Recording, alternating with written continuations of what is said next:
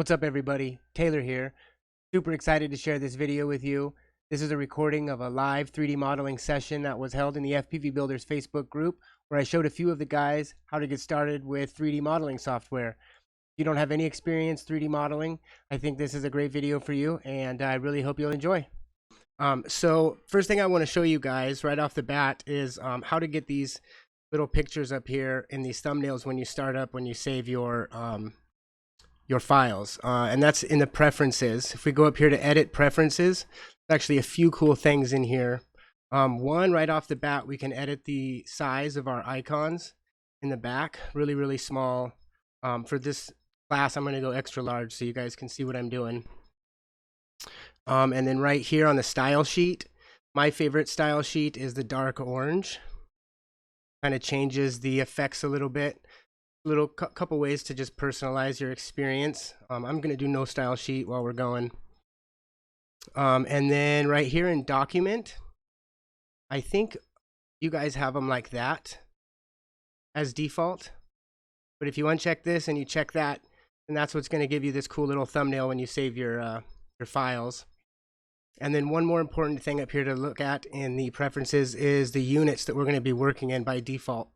So you have standard is millimeters, kilograms, seconds. We're going to stay in that because it's real easy to model frames in with millimeters. But if you wanted to do something else, you could change to whatever you want. So we'll apply those features.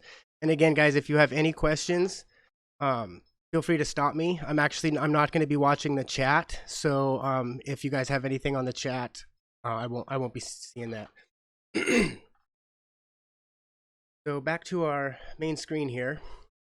This is going to be our view panel, our view window. So whatever we have active going on here will show up.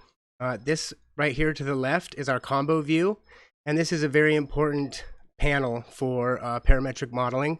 You'll notice you have tasks, which is empty right now because we're not doing anything. And this is the model is what you call a model tree. And that's what makes a parametric modeler unique, is it's the ability to have a model tree that it pops up as we go through our different processes as we design, and we can easily go back in and edit that tree and change our design without having to really go back and change a whole lot. Yeah, that's really important area to watch, and something that could get you really frustrated. You accidentally close that. Oh my goodness, I could get really frustrated if I didn't know how to open that back up. But you just go here to view, panels, and then combo view. That's how you get that combo view back open. So then up here, we have our workbench. These are kind of all the tools that we have on our workbench. You can see right now none of them are actually accessible because we still haven't started a new document. So let's create a new document. We can do that by clicking up here on the left or clicking right here. And when we create a new document, now we have access to these features up here, but you can see all they do is really change our view. So we've got the front view, and you can see down here at the bottom our little navigation arrow. You can also navigate using that clicking, or you can press up here. Also, if you hover, you'll notice it says set to top view, or you can press the number 2. One thing about 3D modeling is it's really easy, and it gets really easy if you can use the hotkeys. I'm a gamer, so I kind of have this WASD thing going on with my left hand naturally, and it works out real well. So to get somewhere where we actually can do something, we have to navigate to our part design workbench. And what I mean by that is you'll notice this right here. And if you hover, it says switch between workbenches. So we click that down, and you'll notice all these different workbenches that are available in FreeCAD. So this is one of the awesome things about FreeCAD is all kinds of stuff in here you can do. I think this one right here, path, that's for CNC pathing. This ship, that's to build a ship. Like there's special tools to make a big giant boat if you want. Or robot, I have no idea what that is, but I'm sure I'm gonna click on that sometime in the next week to try and figure it out. But what we are really concerned with is part design. Now, part is also a design workbench, but it's a different type of modeling. It uses primitive shapes like circles and squares and cylinders, you add those together and use them to cut things out. To me, it's a little bit less intuitive, a little bit more difficult, and if you have some complex designs, it gets really cumbersome to use just those primitive shapes. So let's go to our part design workbench. We'll click that. And now notice we have a whole bunch of new tools up here at the top. You've got the yellow, and these colors do mean a little something. We'll get into that in a little bit. Yeah, so we can actually start designing. To start designing with a parametric modeler, to create a 3D object or a 3D part, first we have to start with a two-dimensional sketch. And we do that by clicking right here. There's a button top left. It says create new sketch. So we'll click that. And instantly in our combo view, you can see our tasks window has pulled up, and it's asking us to select where we would like our sketch. So if we press the roller on our mouse and we kind of rotate, we can look and see this plane right here looks like it's the top looking down. So if we start on that plane, it's going to be a bird's eye view of what we're modeling. But if we wanted to draw, say, the front, what it looked like from the front profile, that would be one. Let's see, let's navigate here to where it says boop, boop, boop. So that would be the XZ plane there. So we would choose the XZ plane and we'd be able to draw a sketch on that plane of the profile from the front view. So I'm going to choose the XY plane, which is the top looking down. I'm going to press OK. And then a whole bunch of stuff happened. Our view changed. We've got this new grid system with these coordinates. We've got all of this stuff up here. And I want you guys, I think, I've been playing with this for a few weeks now. I think yours might have something that looks like that. If you're following along, see if you can try and pull these out so you don't have any more arrows pointing down. I think you might want to pull out this one. I think this one you need to pull out. This one you need to pull out. But you can also rearrange these, however you want, whatever's comfortable. But the ones that I really want you guys to see right now is this row of red and this row right here and these.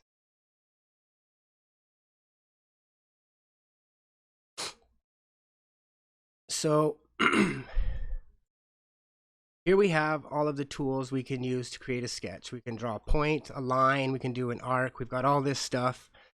So let's draw a square real quick. Right, so now we have a square, but if we look over here, it says it's under constrained with 4 degrees of freedom. Now what that means is, yeah, we've got a square, but the program doesn't know where the square is or how big the square is. The 4 degrees of freedom means it can move up and down, that's 1 degree of freedom, and then it can change size here, that's 2 degrees of freedom, and it can move left and right as well as change length vertically. So we want to constrain this object to whatever the size our design calls for. And when I say constrain, I mean define. That basically we have up here, we have these constraints, and what these constraints in red do is they dimensionally define your sketch. It's really good practice to have a fully constrained sketch. You can go on without a fully constrained sketch, but things are going to get a little crazy when you try to go back into your model tree and try to edit things or change things. So there's good ways to use constraints. There's bad ways to use constraints. First, I'm going to show you a bad way to use constraints. So if we had this square here that we knew was going to be a certain length of side, all sides were going to be equal, and we wanted it symmetric about the origin, we could do that like this. Come up here. This would be a fixed horizontal distance. That's also a horizontal distance, basically, or you can just press H. And let's see, whoop. Horizontal distance, Shift H, excuse me. And so we can, let's just make this 30.5 for no specific reason, right? And then we know this side is the same size, so let's come to the vertical. That would be Shift V. I might do that in the future. And then let's make this 30.5. Right? Okay, so now we've got 2 of the dimensions constrained. Now it's only got 2 degrees of freedom left, and that's because it can move vertically and horizontally. So we know that that's going to be, centered here. So we can do something. Let's get the horizontal. Let's pick a point and a point a good thing here to point out is that for these constraints, these dimensional constraints, you either pick one line or 2 points. So this time I picked the origin and I picked the vertical point up here. And something I want to show you that you guys can do here, if you're lazy like me and you don't like doing math, you can do it right inside the dimension. 30.5 divided by 2. And then we can do the same thing. We're going to do Shift H, click one point, then we'll click another point, get that horizontal distance as 30.5 divided by 2. So now you can see over here on the left, we're fully constrained, right? Our sketch cannot move at all, and it's actually turned a nice pretty green color for us. But say we come in later and we want to change our design. We want this to be 20 millimeters. Well, then we got to come back in here, got to change this, got to change this. Really a cumbersome way. We've got to change 4 dimensions. Really a cumbersome way to use the constraints. And you can see that just with one shape, we have 4 different dimensions. If you add any bit of complexity to this, all these dimensions, it's going to get quite cluttered. So I'm going to show you a better way to do this. And this is what I think are closer to best practices.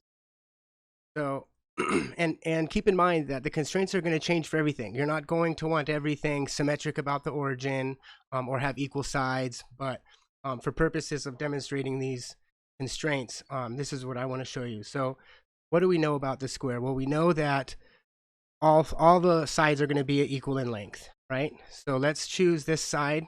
Let's choose this side and come up here to this equal constraint, or we can just press E, and now our degrees of freedom went down by 1, and those sides are going to stay the same length no matter where you move it. And then what else do we know? We know that it's going to be centered on the origin. So if it's centered on the origin, that means that these 2 points are going to be symmetric about this axis. So we can select 2 points, and then the axis we want it symmetric about. And we can come up here and we can use the symmetric constraint or press S. And now that's going to stay symmetric about that axis. Well, let's do it about this axis. 2 points, click S for symmetric.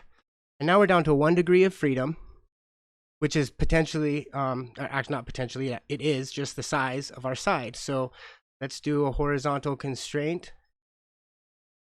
And let's do 30.5. And now look at that. With 1 horizontal dimension, we're fully constrained on our sketch. And now if we want to change this here, change that to 20 millimeters, we only have to change 1 dimension for the entire sketch to change. So, 3 different dimensions change because we're symmetric across both axes. So now that we have, let's go back to 30.5. Okay, so now that we have a fully constrained sketch, let's go over here to our tasks panel. Let's close that. And you can see it pops us back to the part design workbench. We've got these tools again. And if you rotate it, you'll notice we actually do have a 2-dimensional sketch here, which we can easily now create a 2-dimensional object with this button right up here. It's this yellow, see it looks like a sketch underneath it with solid object. That's called pad. That's just that button. And now look, we've got a 3-dimensional object. We can choose how we want to dimension it. Dimension is what we're going to use for the most part. To last and to first is when you have other surfaces in the model and you don't know what the dimension is and you just want to create a hole up to that surface, or up to face. You can select that and then select a specific face, or 2 dimensions. So you'll start at the plane where you dimensioned it and you can choose 10 that way and 20 that way. But for this, we're just going to do dimension. And let's make that, just 10 millimeters. And also right here, I wanted to show you guys symmetric to plane. Whenever you're going to have symmetry in your model, you want to make sure that's reflected in the design work. So we're just going to put symmetric to plane. It's just something I like to do. You don't have to do it, but I've found that a lot of times, at least just on this first extrusion, I think I might have just caused more questions than answers here, but symmetric to plane for the first one usually is good practice if it's going to be symmetric, top and bottom. So now we have this object here, and how do we manipulate it further? Well, let's say we wanted to put a circle, a hole right in the middle of this. There's 2 ways we could go about doing that. Now you notice that we've created this body, and we just did our pad. Here's our pad here, and there's a sketch that was used to create the pad. So if we right-click the sketch, we can actually go back and select Edit Sketch. And we can select the circle up here at the top. And I want you to notice now, if I hover my circle over the center, do you see down right to the bottom right of the cursor, I get that little dot when I hover over it and the dot turns yellow? What that is that's telling me that the circle is going to be produced with this constraint. This constraint right here. So if I held it over a line, now you see it's going to be created with this constraint. So we want to go right over the origin, make sure we have that constraint. We want to create that, and we're under constraint now because we have to define the radius of our circle. We can use the constraint up here, arc of a circle, or you can press Shift R. Let's call that 10 millimeters. Now, when we go in and close, there's our hole. It's already a feature of the pad. So another way we could do that, let's go in here. I'm going to erase this. Close back out. See the hole's gone.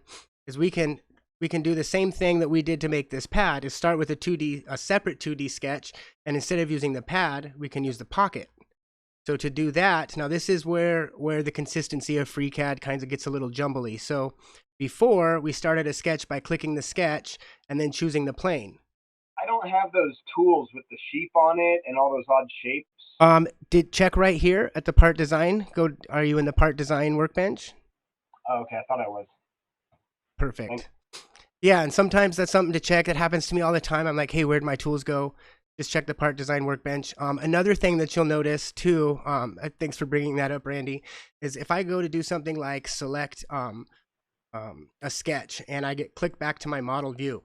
Now look, all of my toolbars are grayed out. All of my features are grayed out. I can't select anything, and there's really nothing here telling me I need to do anything. If that ever happens, come over here and check your tasks. It's probably because you have an active task going on and you need to cancel out of it, and there's all your tools back again. So what I'm going to do now, what I was saying was a little bit backwards. Instead of selecting sketch and then selecting the plane, we want to actually map the sketch to this face. So I'm going to select this face first and then select sketch, and it's going to instantly take me right into a sketch that's on that plane. I don't know if you guys can see that there. There we go. Right on that plane. Then I can add my circle, make sure that my constraint's there, press Shift R, and we will dimension this to be 10 millimeters. And then I can close it, and I've got the sketch that's on the surface. And then I can come here and don't press this hole button. This hole's for something different. This hole is for creating threaded holes, countersunk threaded holes, stuff like that. You want to press the pocket. If you press the hole, it's going to create a hole that's much bigger than your sketch. So if we create the pocket, and see now we can say, do we want to go through all? That's a new one for pocket, and that'll just take it straight through. You don't have to worry about the dimensions, straight through the part. Or if you just wanted to create a small pocket in it, you could dimension it, and we could go 2 millimeters into it, or whatever you wanted, kind of thing. So let's just go through all on this. All right, so just a little basic. Those are some of the basics with constraints and how to use some of the basic features. So what I'm going to do now is kind of just go through the design of a bottom plate for a frame. And I'm going to highlight some of these other features we have up here. Not all of them. Some of them are really advanced, and I've just scratched the surface of them. They don't really parallel well to the other program I was using, so maybe that'll be next class. But yeah, so I'm going to start a new sketch here. Yeah, that's a good point. Does anybody have any questions up to this point? Did I gloss over anything? How's everybody feeling? You went pretty quick. I'm a little lost. Are you? I'm really sorry. Do you need me to? I'm the only one. I'm pretty unfamiliar with the 3D CAD. So how are you guys cruising along? Yes, I want to know. I lost a little bit. I'm sitting here doing pretty decent. I was lost for a minute, but I got A hexagon shaped hole. So don't be afraid. We've only got 12 people, so don't be afraid to stop and say, "Hey, slow down. Can you go back over that?" Totally, So and that's where I lost you was that I didn't have that sheep thing. After you drew the box and you constrained all the proportions, how did you get it to that 3D okay. box, flat image? I just missed what button you clicked. Right. Okay. So once we have here, I'll delete that. So I can actually click right here, and I'll just delete the pad, and we'll be back to our sketch. Oh, I gotta delete the pocket too. There we go. So now we have our sketch, but this one's a little bit off. Okay, so now we're back to where I think we lost you, Randy. So to get once we have our two-dimensional shape, we can just press the pad button right here. And it says pad a selected sketch. So if we have our sketch selected, now it's green. Mine's grayed out. What am I doing wrong? Yours grayed out? Okay, check over in your tasks here. Do you have anything going on in your tasks on the left? Yeah, hold on. Okay, so just go to the top. The start part says create body. Yeah, that's what mine says too. Okay, it should say create body, but you're still grayed out up here? Yeah, in my create body, where yours says start part and create body, my create body is grayed out. Your create body It might be a different color background that he selected. I selected the blue and gray one, and mine's really dark gray too. But so it won't let you select this right here? This work, let's see. Yeah, I can't. It's grayed out down here. Okay, so click on the word create body. So when it says up on your tasks, all it says in that combo view, can you scroll up to the top? Tasks in combo view? Yeah, see where it says combo view on the left? Yeah. And then see it says model and tasks? Yeah. Okay, if you could click your tasks, what's going on inside there? Can you scroll to the top and click OK or cancel or anything like that? Just close. Close, do that. Okay. All right, and now your pad should be back. Okay, yes. Got it? Excellent. All right, so we're in the part design workbench. Your pad's available, and now when we click that, I deleted the sketch. Okay. No, I created a new body. There we go. So now we select that and click pad. Is that what you're seeing now, Randy? Yeah. Now I got that. Excellent.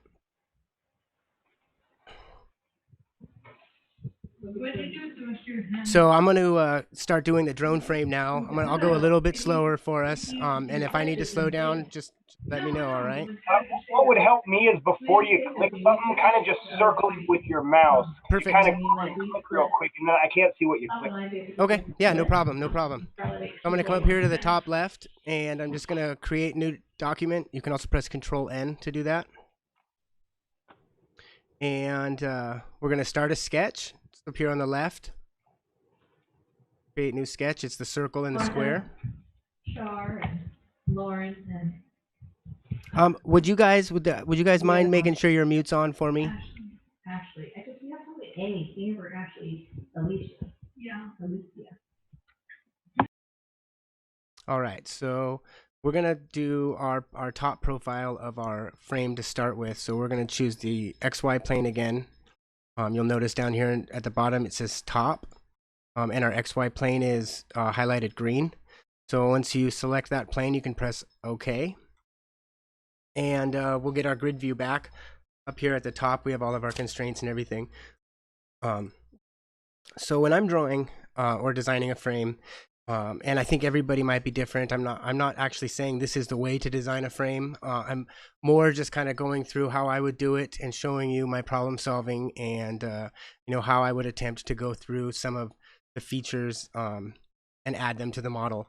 Not necessarily the way a frame should be designed, but it should be able to teach you enough of the features and workflows here that you can take it and start doing your own thing. So the first thing I'm going to do is I'm going to create a reference for my flight controller stack and all of that. So to do that, I'm going to click right here on this square. It's like this red square with this dotted blue square behind it. And when you do that, notice all of these drawing tools now turn blue. And what that does is that changes them from an actual sketch to a construction line. And what a construction line is, basically it's ignored by all of the 3D features. So if you want to lay out some holes as a reference to create a part and then extrude the part without the holes in it, you would use these to do that. So what we're going to do is create our flight controller. And just like previously, the reason I chose to do a square, the way I did was for repetition, so we could do this again. So let's create some symmetry about both axes with these, and let's dimension it to be 30.5 from corner to corner. So we'll start by clicking a corner, center axes, and I'm just going to press S. That's our symmetry constraint that's up here. That's going to give us symmetry across that axis. I'm going to do the same for this one. Press S. Now we've got some symmetry. Let's see, yep, everything's staying symmetric. We know that we want this piece and this piece to be equal, so we're going to use our equal constraint. I'm going to press E on my keyboard. And then we will dimension either horizontally or vertically, it doesn't matter. I'm going to do the horizontal constraint. You can also press Shift H, click right on that line, and let's do 30.5.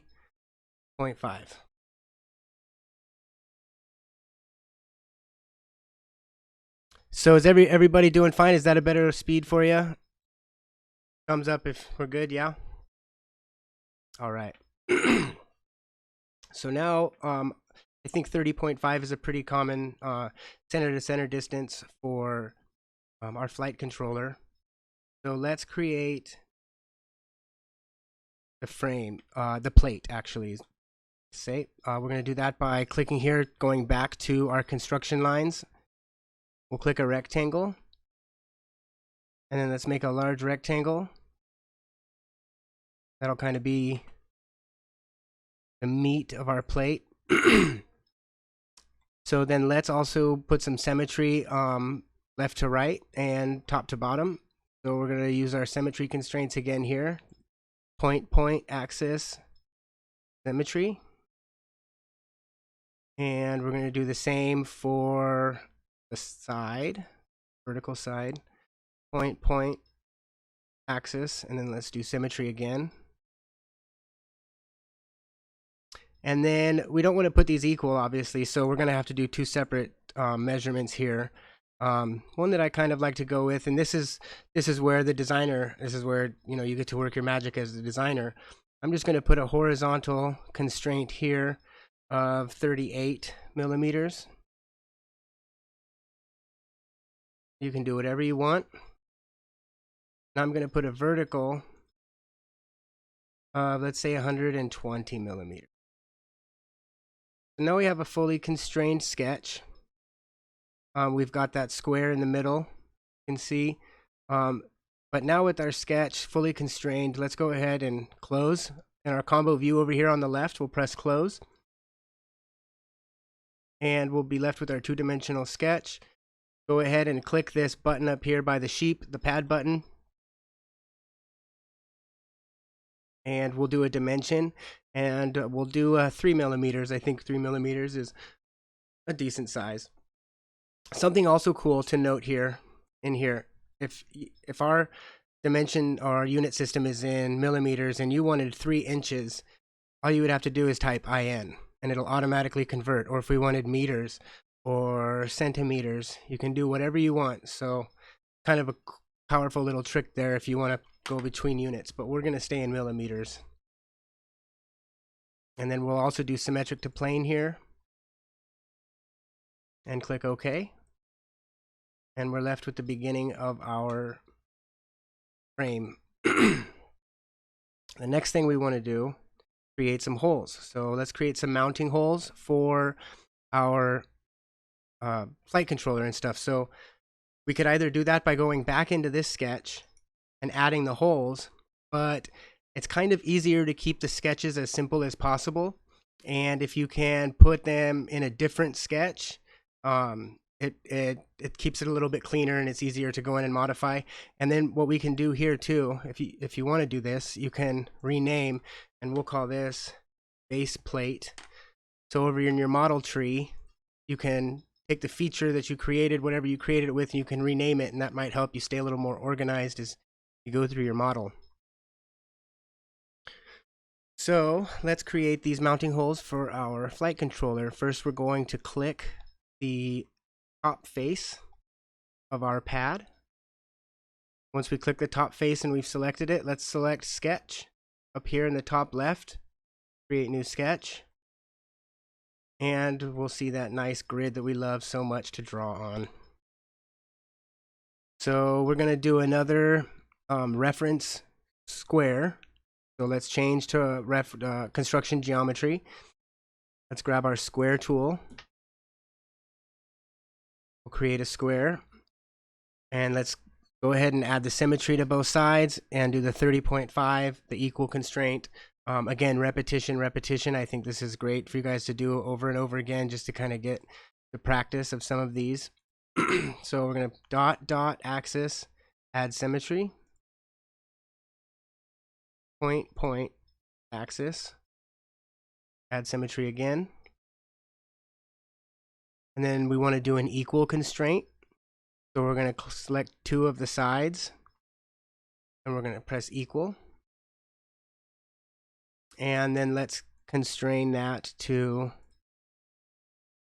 30.5 horizontally with our horizontal constraint.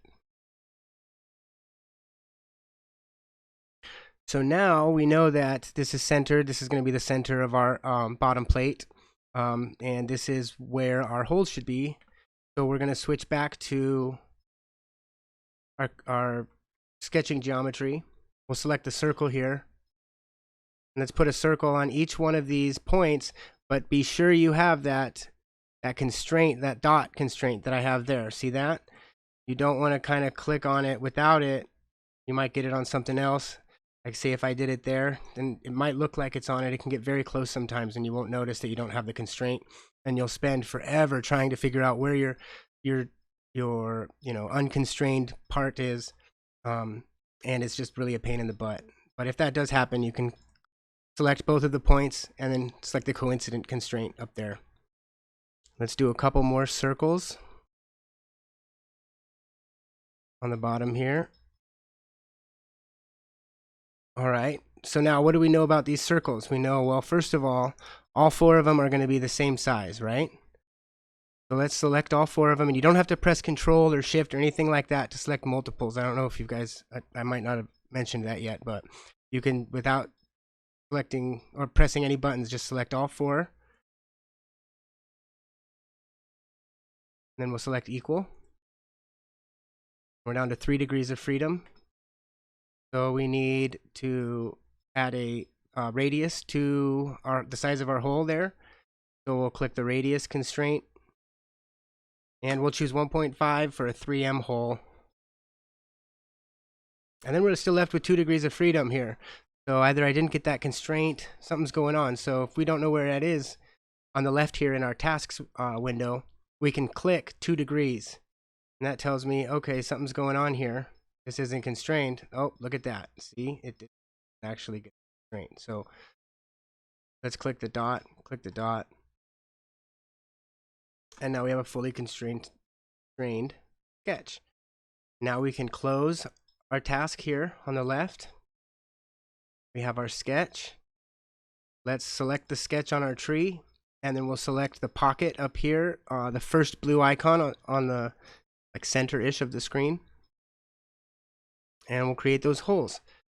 So it's good practice just to say, hey, we're just going to go through all here. You could, a 5mm hole is obviously going to go through a 3mm plate, but just for good practice, let's just do through all and press OK.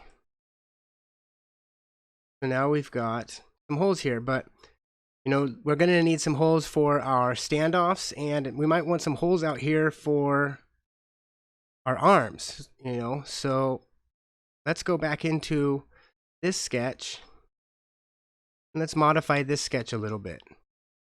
We're going to go into our base plate pad, right click, click edit sketch.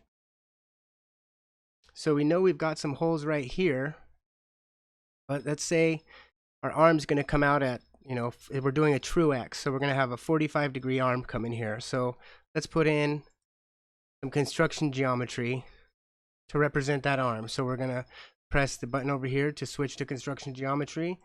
We'll select a line, put it at the center. Let's bring it up this way. And then what we can do, there's two ways to do this. Either we can select the line, select the axes, and come up to the right on your constraints and select angle constraint. And then it'll allow us to put in an angle that we would like. So we could put 45 degrees in there.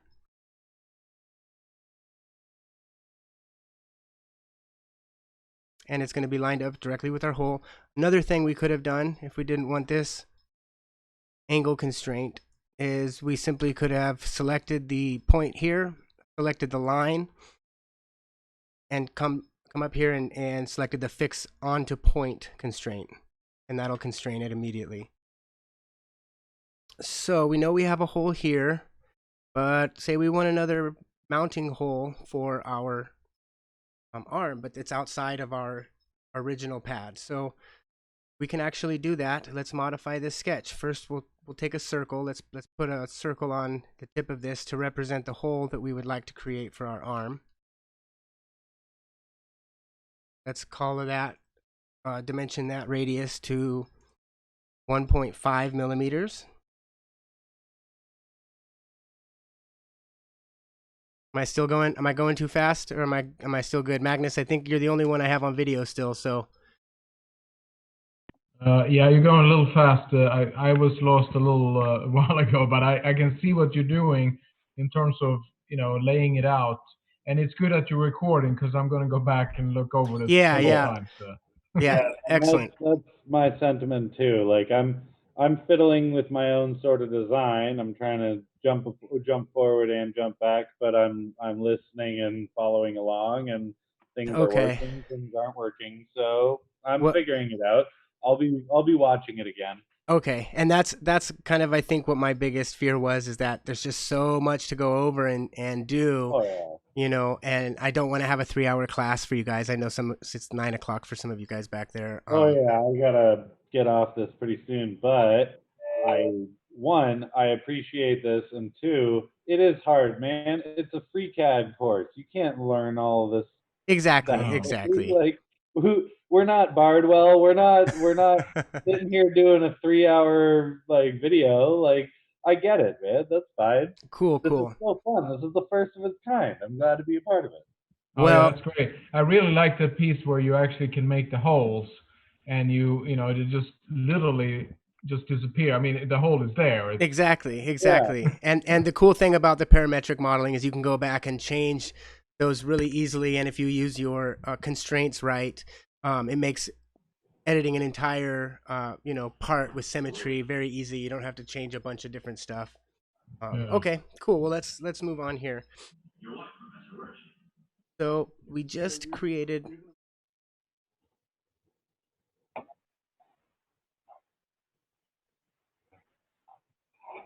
So yeah, so we just created the hole that we're going to use to mount our arm on. But it's outside of, or actually we're still missing one degree of freedom. So, and that's that distance right there. So there's another distance constraint we can use up here in the top right.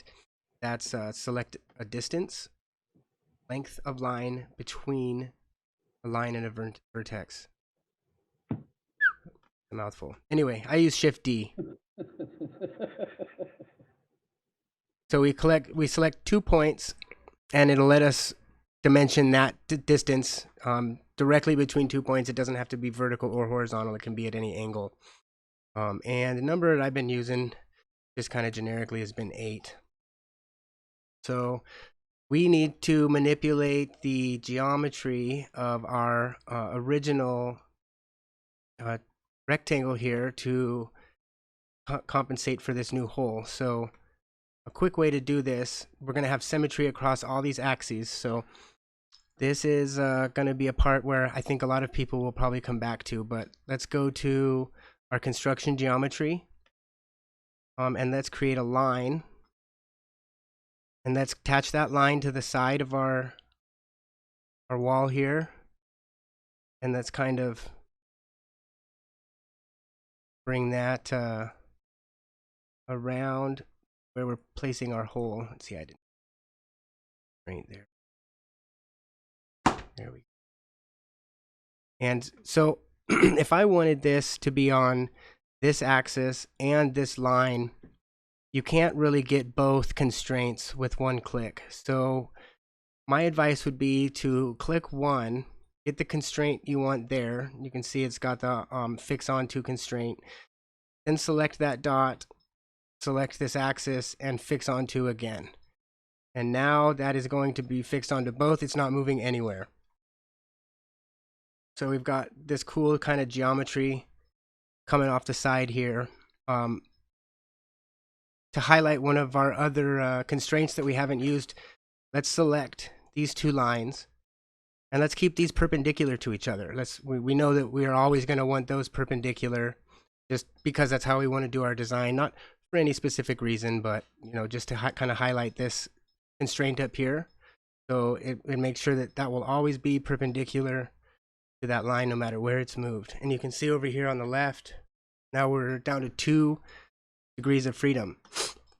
So that's basically just our vertical and horizontal distances. But now let's think about what dimensions are we going to want to change. Is it going to be the distance this is, left to right, or is it going to be the length of this? I think that I'm more likely to want to change the length of this line than the position of this point. So what I'm going to do is I'm going to use this distance constraint, and I'm going to select this line, and it just pops up at 22.25. So I kind of like where it looks, so let's just call that 22, and we will constrain that there. And same thing with this. I kind of like how that looks. I want to keep it there. So we're going to use the distance constraint again. Let's see, it's 11. Let's call that 12. And we are fully defined again. Now, here's another cool feature I'm about to show you guys that will save you a lot of time, but it can be a real headache if you go too fast with it. And that is on this toolbar. So I think you guys might have to move things around. I think this toolbar right here only shows this first one. We're going to be interested with this icon right here. This is a mirror image icon. So if you have to pull out your, I think yours looks something, I think your guys's looks something like that at the beginning, but you can either drop it down or you can pull this out. So what we're going to do is we're going to select the drawings or the geometry that we want to mirror, and then we're going to select the axis we want to mirror it about, which is this horizontal axis. And then when we select this icon here, you can see we've got 2 lines, we've got an axis and a mirrored line. I'm going to put that geometry right over here. But you notice our degrees of freedom went up, so we do have to do a little bit of constraining. So you'll notice that it didn't come over with the constraints to be coincident on this line. So we can come here, we can select that point, select this line, and fix onto up here, the line with the dot. And we'll do the same thing for this down here. We'll do first this axis, fix onto, and then we'll fix that point as well onto that line. That's the outside of our frame. And we've got 1 degree of freedom left. You can click see what that is. Let's see. Looks like that can move up and down still. So the last constraint we're going to put on here, we're going to select this one. This point right here we know is always going to be horizontally collinear with this point. So we can use the constraint right here, horizontal. That'll make sure that these two are all horizontal. And we have a fully constrained sketch again. So we can do, let's do that for, let's select all 4 just to show you how powerful this is, guys. We can select all 4 points. But this is also where you can get yourself in trouble, because if you mirror too much at once and you've got 90 constraints to deal with, sometimes that can get a little crazy. So the last, we've selected all of our geometry that we want to mirror. The last thing we're going to select is the axis we want to mirror it about. Then we're going to select our mirror function right here. And boom, there we go. We've got 8 degrees of freedom. So what do we see again? That we didn't get our coincident constraint. So let's select the point here. Select this point here. And let's select coincident up here at the top. Same thing down here. We want to fix this point onto this line. So we'll select fix onto constraint. And then we know that this point and this point are always going to be vertically collinear. So then we can select the vertical constraint there. All right, now let's do the same thing over here. Point, point, coincident. Do the same thing down here. Point, line, fix onto. And then let's make these, see that we're down to 1 degree of freedom. Let's make these vertically collinear. And we got a fully constrained sketch again. Now we have one more issue that we have to deal with, and that is right here, these lines. We don't want those lines anymore, right? We don't want that part. We want our geometry to come out and follow these edges. So up here in your drawing tools, you'll see this one here. It looks kind of like a T with a dotted line coming out the top. Not to be confused with the arc right here. The one next to it, it's called trim. So we just select that and just click the line we want to trim. And there it goes. So we'll do that, but notice that our degrees of freedom went up again. So, just defining your sketch and taking care of the degrees of freedom, that's just part of modeling. It's going to happen. You're going to get frustrated with how much you have to define and constrain, but it's just the name of the game. So let's get rid of all of these and see that got hung up there. Let's get rid of the rest of these using the trim tool. Let's see, we've got 9 degrees of freedom to take care of. So see, this is where, my inexperience with FreeCAD comes in, because I actually did this a few times practicing for this class, and I constrained them in such a way that when I trimmed, it was still constrained. So I was hoping that would happen this time, but I think I got lucky that time.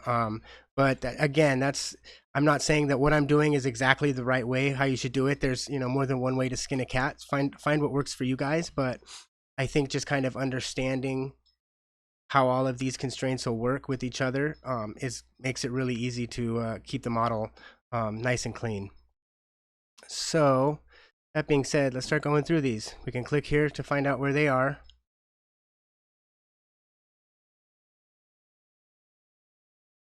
Let's see, how we doing on time, guys? It's almost 10 o'clock.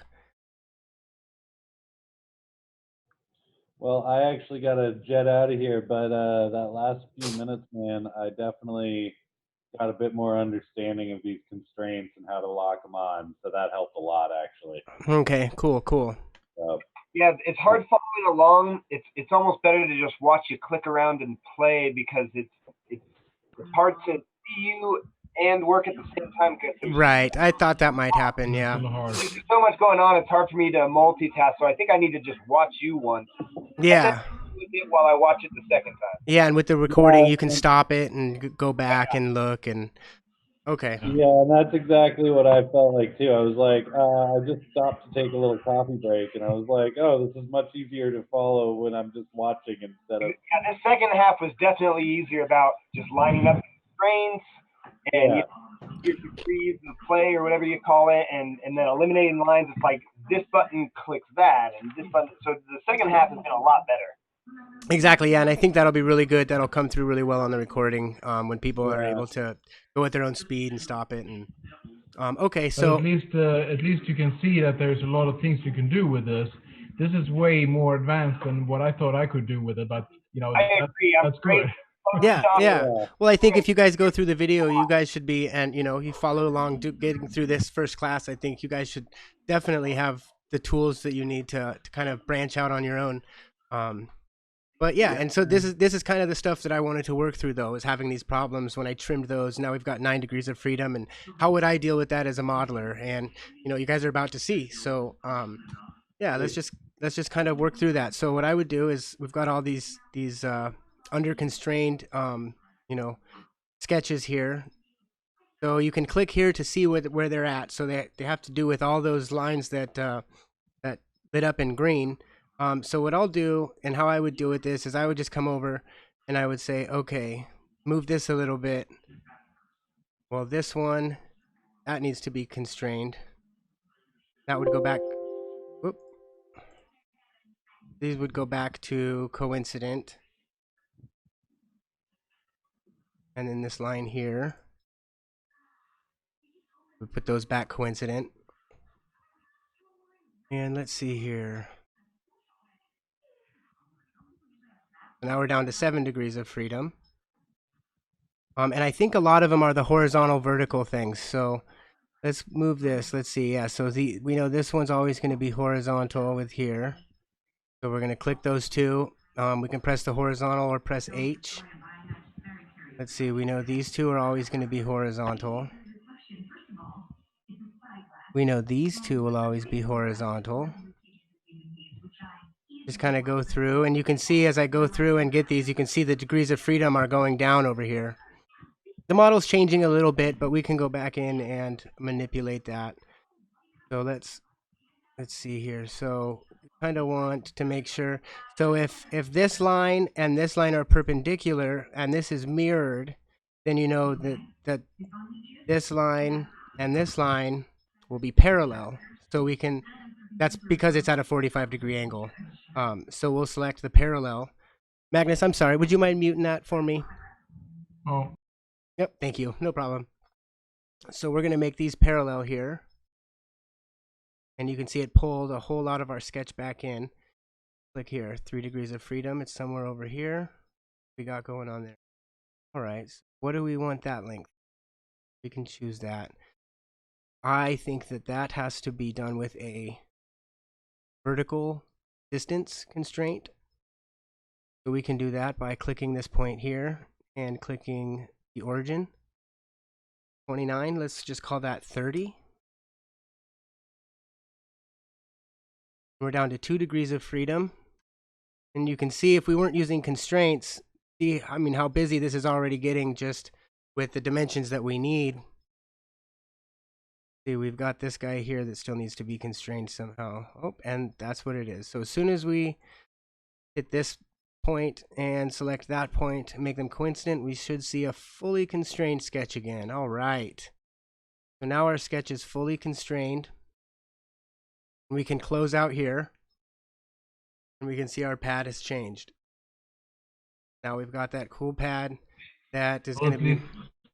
At least it tells you that there's a whole bunch of issues. Otherwise, you're gonna have to Exactly. Otherwise, it would be a nightmare.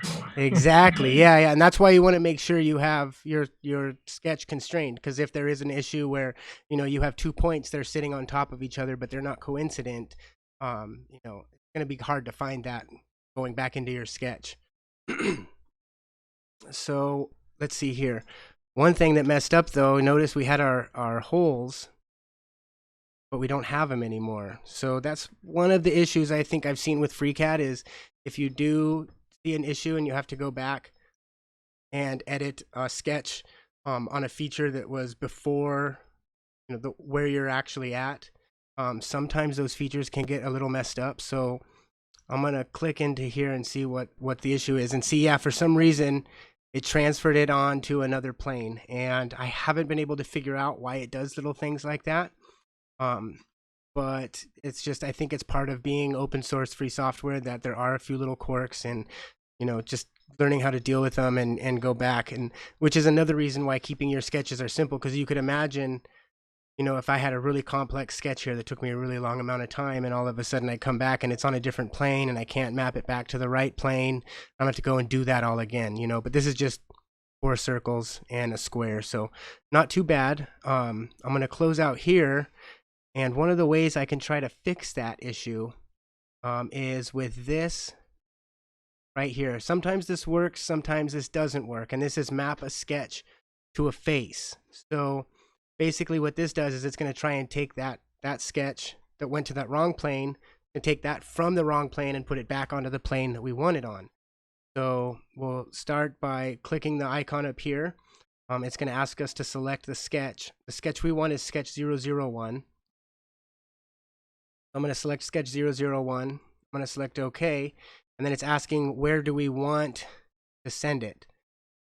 Do we want to send it to the object XY or XZ or YZ? What we want to send it to is the XY, because that's the plane that we're working on. You can see the small little icon down here in the bottom. So we'll try and send it there. Doesn't look like it's going to work. Sometimes you can hit this button up here in the top. It'll recompute. And it doesn't look like it's going to work, unfortunately. So what I would do at that point is I would just delete this. And I would delete the pocket that was associated with it. And I would just do it again. But this actually it's kind of cool, because this actually gives me an opportunity to show you another feature. So let's click the face here, and we're going to map a sketch to that face. I'm going to create new sketch. And then let's create our construction geometry. Select our rectangle, or actually, I'm sorry, we're going to select our line. And what we're going to do here is create a reference line that's going to represent our arm, basically. And on this arm, we're going to put our 2 holes for mounting the flight controller and the arm. So we know that these 2 lines share a 45-degree relationship. So let's select here. Let's click our top axis. Let's click our construction line, and let's give that a 45-degree dimension there. And then this is really cool. Let's select this dimension tool here for the slanted line. I never know what to call this, but we'll select a dimension here. And then what I wanted to show you is, I showed you guys earlier you could do math, but check it out, you can even go complex. So we're going to do the Pythagorean Theorem here. We'll do the square root of 2 times 15.25 squared, and then we'll add 8, because I think that's what we did in our that's and nobody said there's going to be math in this. Well, yeah, you don't have to know the Pythagorean theorem, Randy, but I just kind of wanted to show that you can do complex functions here. If you know, off the top of your head, sometimes as an engineer the formula is easier to think of than the math. So off the top of your head. So boom, there you go. And this is actually the exact length we need it now. So that was just a fun little thing to highlight the power of those dimensions and what you can do inside those boxes. So now we know that this is where our hole is going to be for our arm. And then if you'll remember, we did an 8 millimeter distance from there to where our flight controller hole is. So we're going to switch back to our regular geometry, and let's put a couple of circles. Make sure we get those constraints on there when we click. And then let's dimension these using the distance constraint to be 8 millimeters. And then we will make both of these holes equal in size. So we'll click both of them. We'll press the E key. And then we will constrain the radius of both of these to 1.5. And there we should have our hole for our flight controller and our hole for our arm. Notice we only have them up here, but that's because I want to show you a really cool feature. So let's close out. And then let's take those holes and let's create a pocket. So we've already got our sketch selected, and we will select the pocket up here. And in the tasks window, we will do through all, and we will accept. So now we've got 2 holes, but hey, we need them all over, right? So that's where some of these cool functions come into play. We're going to use this one right here called polar pattern. Create a polar pattern. So what we'll do is we'll select the pocket here in our model tree. We'll come over here and we'll select create a polar pattern feature. And when we do that, you see it kind of mirrored across the origin here. But down here at the bottom where it says angle, we want to keep that at 360.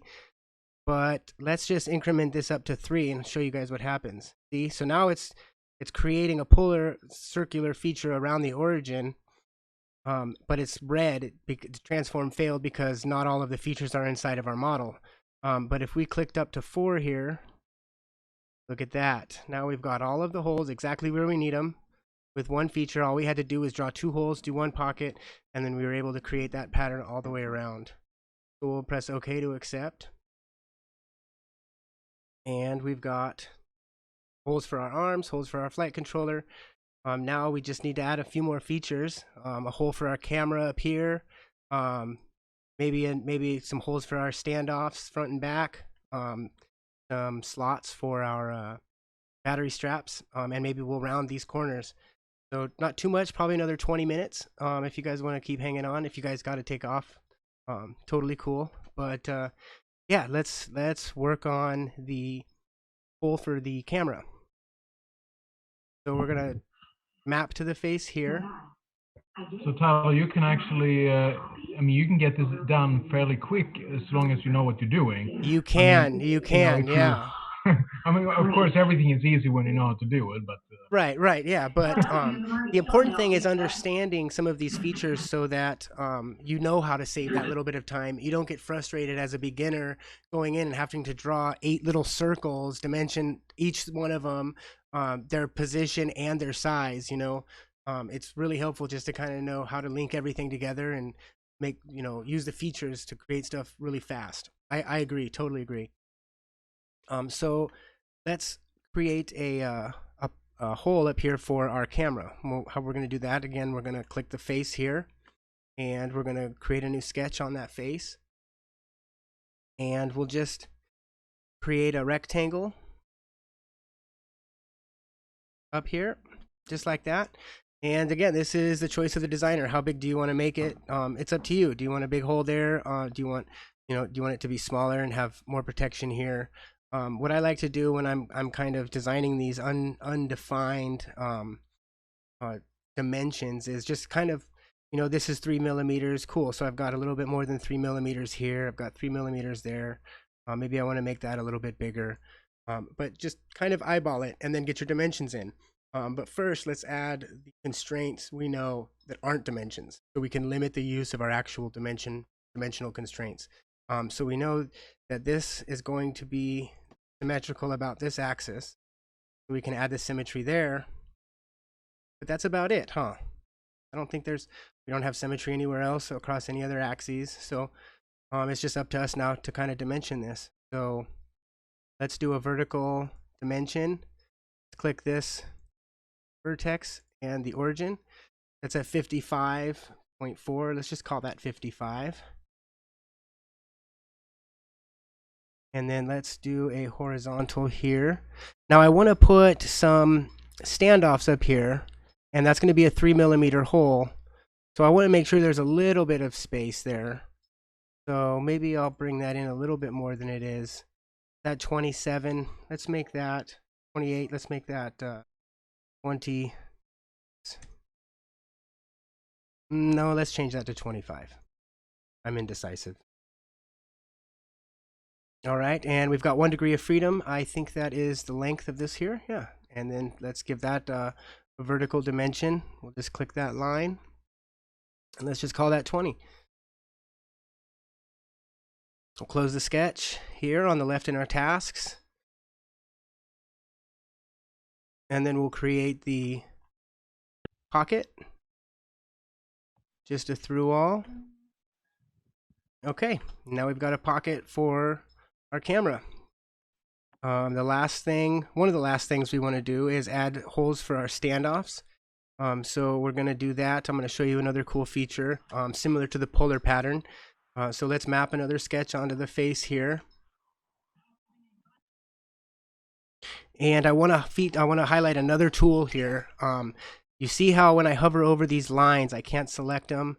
And if I was to create some geometry here, there's no way that I could make this, you know, tangent to that line or anything. It's really just not available for me to use. But if I select this function right here, this creates a line that's linked to an external geometry that's outside of the sketch. So if I click this right here and I can click that line and I can click this line and I can bring them up from the other sketch, and then I can use those as reference in the sketch that I'm currently in. The problem with this is if you create this linked sketch from external geometry, then you go back into that other sketch that it's linked from and change that, they're still going to be linked. So you're going to get some wonky things that happen. So I'm going to show you kind of my workaround for that. So I want to put a standoff right in here, and I've created these linked edges. I'm going to select the construction geometry. We're going to make a circle right in the middle here. We're going to use a new constraint right now. We're going to use the tangent constraint. That's where a circle touches a straight line. So we're going to go tangent. From that, select my arc and select my line, and I'll select tangent. And then I'll select my arc, select my line. I'm going to select tangent again. I'm going to do the same thing for this one.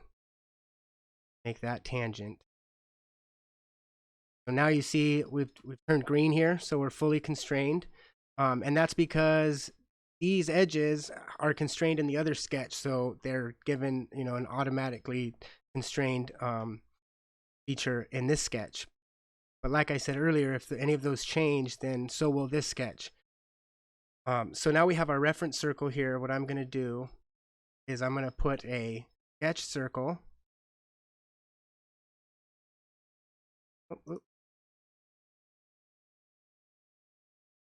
Sometimes it's a little finicky. And then let's dimension this to be 1.5 millimeter radius. So that's our 3 millimeter hole. And now we're fully constrained, but I don't want to keep the relationships to this geometry in case I want to come in later and make this a different size, or, you know, change some geometry with this edge or something. So now that I've got it exactly where I want it without moving the sketch at all, I'm going to select each one of these lines and I'm going to delete them. I'm going to delete this line. I'm going to delete this line. I'm going to delete my reference. And I'm going to leave that circle right where it is. And I'm going to give it a horizontal constraint from the origin, 15.75. And I'm going to do the same thing and give it a vertical constraint from the origin, and 56.75. I like those numbers. Now we're fully constrained again, and this circle is not linked to any external geometry, so we can go back and change that without changing where this circle would be. So now that we know that circle is exactly where we want it to be, let's select the circle. Let's select our axis here and mirror that to the other side, the mirror function. And now what we can do is create symmetry between these two, and that will constrain it vertically and horizontally, and we're fully constrained again with just two measurements and the symmetry constraint. So let's see, in this sketch, I think it would also be smart to put holes in here for standoffs near the flight controller that maybe could also go through our arms. So we could have three holes in our arms and be nice and sturdy. We could have standoff holes here, flight controller here. So let's go ahead and pull up an external reference again. We're going to pull up this circle right here using the linked external geometry. And when that's pulled up, we're going to create another circle with our sketching tool here. And let's make this and this one vertical. So we're going to select the center of both and select the vertical constraint. And let's put these vertically 8. Well, actually, yeah, we want to put these vertically 8 millimeters. So we'll select the vertices of both, the origins of both circles, excuse me, and the vertical. Constrain it to 8 millimeters. And we have 1 degree of freedom. I believe that's the size of our radius still. Yep. So let's select constrain radius. Do that 1.5 millimeters. And now we're fully constrained. Again, what I'm going to do is delete this now that I know exactly where that is. And I'm going to come in here and I'm going to do another horizontal distance constraint.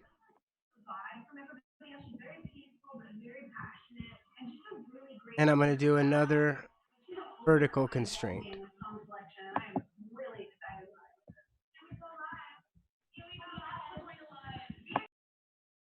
And now I'm fully constrained again with that circle. And we'll go ahead and mirror that over to this side so that we can have the 4 standoff holes in the top. And then we will pocket that and we'll actually mirror the whole pocket to the other side. So you can mirror in a sketch and you can mirror with the features in the 3D modeling features. The benefit of doing it with the 3D modeling features is that you don't have to constrain anything. It only asks you for, actually when you mirror, it doesn't ask you for any measurements at all. It just puts them right where you already have them. So when you come in and you actually select the circle, and you select the axis, and you select the mirror function up here, it's going to give 2 degrees of freedom, and you're going to have to constrain it again. Whereas when you mirror with the features in the 3D model, you don't actually have to constrain anything. But let's just create some symmetry here between this one, and this axis. And we'll be fully constrained again. And we are ready to close out of this sketch and create a pocket. So our sketch is selected over here in our model tree. We will pocket. Got 4 new holes now. We're going to do that through all. We're going to click OK. And then real quick, we're going to select our pocket in our model tree. We're going to come up here into the top. There's this feature right here next to the red ones, and there's another blue patterned one here. Create mirrored feature. We're going to click that, and then it's going to ask us where do we want to mirror it. Well, we want to mirror it across this axis right here. So when we click that axis, we actually see our holes appear down here on the bottom. So real quickly, we were able to create 8 holes, 4 real quickly from the first 4. And we'll click OK here. And now it looks like we're almost getting to a drone frame base plate, bottom plate. So just real quick, a couple more functions and we're almost done. We're going to show you, I'm just going to map another quick sketch onto this plane. Create a new sketch. And we're going to use this create slot here. So we'll come down here to the bottom, create one little slot, and we're going to have to constrain it a little bit. So let's create some symmetry here. Press S key or use the symmetry constraint. Let's constrain the size of our arc. Let's do 1.25. I think 2.5 millimeter slots are pretty common on drone frames, so we'll do 1.25. And then let's just constrain the length here. I think we have 2 more. We have to constrain the length of this and the position vertically. Do a horizontal constraint on this. 18.8, let's just call that 20. And then vertically, we'll go from the origin here down to one of these points. 34, let's just call this, you know what, I'm gonna bring it a little bit closer to the origin, so let's call this 30. All right, we're fully constrained, so we're going to close out here. We're going to create a pocket using the pocket feature. We'll do through all, accept it. And then we're going to come up here and next to the mirror feature, we're going to use create linear pattern feature. So we click the linear pattern feature and we notice we didn't actually select our pocket that we just created. So our pocket that we created was actually the last one. So we can select it here, or you can select the pocket in the tree and then select the linear feature. And you can see it's doing some crazy stuff. It looks like it's shooting it out to the right here. Well, that's because the direction right here in our tasks window is chosen to be the horizontal sketch axis. Well, our horizontal sketch axis is the x-axis. We don't want it going in that direction. We want it going vertically. So we want to select the vertical sketch axis. That's right here. And see, now it moves it up to the top. And we've still got a length of 100 millimeters. That's why it's so far away. So let's first choose 5 millimeters. Let's bring it closer. Now we see we've got the feature a little bit closer to our original slot. But when we increase the number of occurrences, it sticks it in the middle like that. So let's increase this a little. Let's go to 20 millimeters. But notice it's going towards the origin, not away from. So right here where it says reverse direction, let's click reverse direction. Now it's going backwards. Let's add a couple more occurrences. And you got a nice cool little venting feature, cooling feature for your drone frame. We're going to press OK. We're going to accept that. And looks like we just have one thing left to do, and that's give ourselves some round edges. Now this is pretty cool. I'd saved this feature for the last feature for a reason. It is a feature that when you go back into your model tree, it will break if you change anything. So doing it last is usually for FreeCAD is best practices because it's easy to delete them off the end if you need to go back and change something in your model. So just good rule of thumb and kind of a best practices for FreeCAD is to use this fillet feature last. So that's actually what we're going to do now is we're going to fillet some of our edges. So what we'll do is we'll select this corner, and we can either select one corner or we can control click, and we can select 2 corners or more, however many you want. And then we're going to come up and select this fillet feature that's next to all these blue and yellow ones. And that is going to add a fillet. You'll see right here in our tasks, now it's asking us to give us the radius. So let's do a nice round radius. Let's do 5. That looks like it might be a little too much. Let's cut that back to 3. That looks cool. We'll leave that at 3. So now let's say, okay, I forgot to add these ones down here. This is where the FreeCAD kind of loses its consistency. So to create these, we had to click the edge and then click the fillet. Well, if we want to add more to this, thing that we do is first we click add and then we click corner, so it's backwards. So we want to add another reference. We can click right here in the tasks window. We can add another reference. Oh, down. Where's my?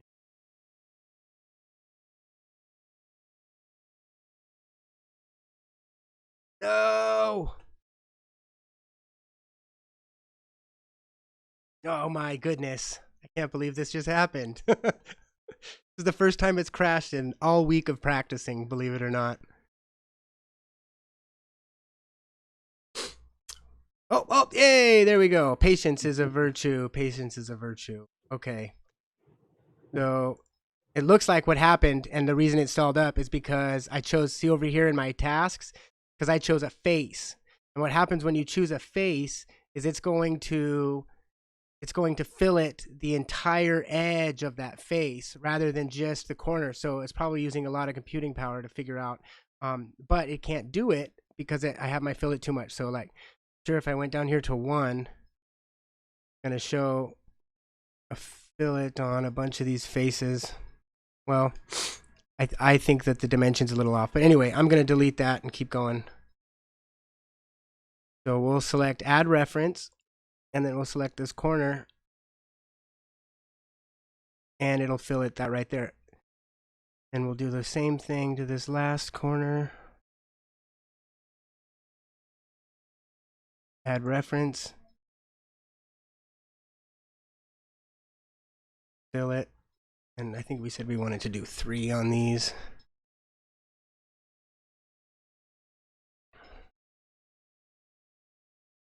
So there you have it.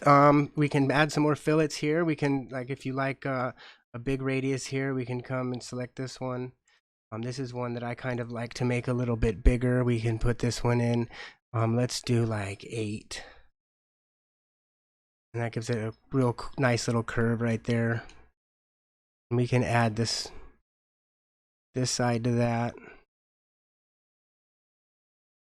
And then we'll press OK. And you know, you kind of just want to fill it in all these other corners. So go in here and select these. We'll do a 3 again on these to match.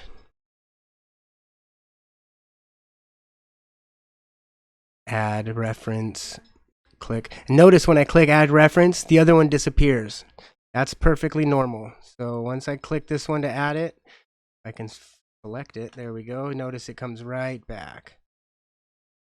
And let's here. Come on, there we go.